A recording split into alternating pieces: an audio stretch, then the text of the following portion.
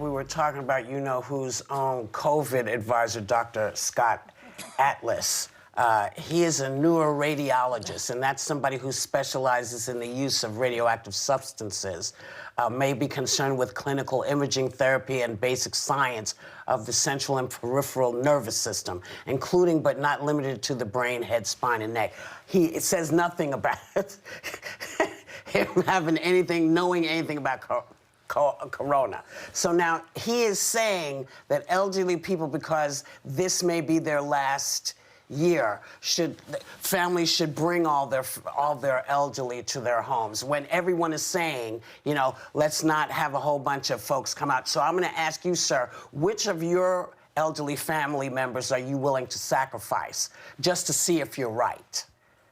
That's my question. It's a question I ask people. Who in your family are you willing to put at risk? I don't know, Sonny. Does this sound remotely safe to do with our elderly who are at risk? No. I mean, I'm not willing to risk any of my loved ones and anyone at all, even people that I don't know. I mean, that is what our democracy is about, right? Taking care of your brothers and your sisters. It's about taking care of the common good. So, we've had this discussion here in my house about Thanksgiving. It's my favorite holiday. We're always all together. We usually have like 50 people. And this year, we're just not going to do it. The CDC guidelines are you celebrate Thanksgiving with the people that live in your home. And even then, we all got tested. Here at The View, they test us every week. And so I'm surprised that people can't make this simple sacrifice. I know that there are people that live alone. I know that there are people suffering from anxiety and depression. But, reach out via Zoom and just protect yourself and protect your loved ones. Yeah.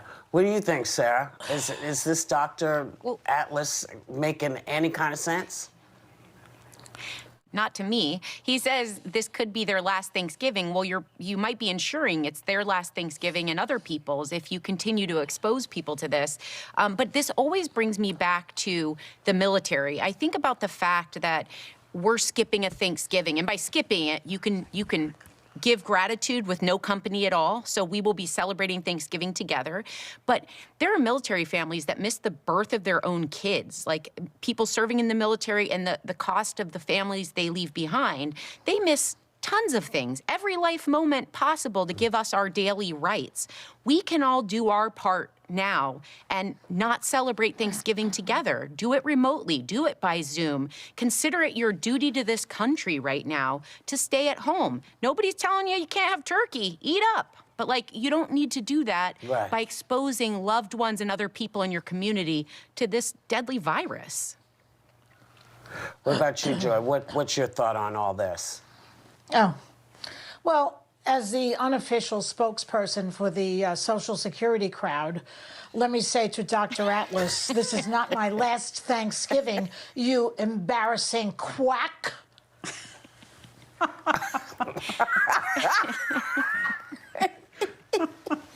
Now he's a neuroradiologist, Joy.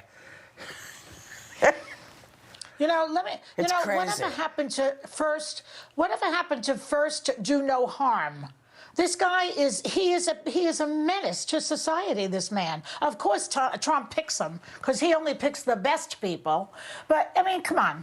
Don't listen to a radiologist when it comes to a virus. Please, ladies and gentlemen out there, do not listen to this quack. He's a quack. He's a quack. Quack, quack. Oh, Sonny. Guess what? You have something you have to say. Yeah, I have a correction. Dan Sullivan actually didn't test positive for COVID. It was Rand Paul that I was thinking about that tested positive for COVID and then thinks he's immune, which in my mind makes Dan Sullivan's actions even worse because he could very well, be spreading all those droplets all over his staffers. I just think it's such reckless behavior. Well, he said he doesn't wear his mask when talking. That's when you need to be wearing your mask, when you're talking. That's when you need it. Exactly. When the droplets are coming out. Hard head, soft butt, my mother used to say. People just have to go through it. They have to get it like Chris Christie got it. He understands now because he got sick. You know who didn't fare all that well? Herman Cain. He died. You know why Chris Just Christie saying. got it? Let me just say something about that. Chris Christie is finished in politics, and he knows it. So he doesn't have to go along with Trump. He works for this company, and he's getting a salary, and that's the end of that. And he knows where his bread is buttered. So Okay. don't be giving him so many accolades. All right.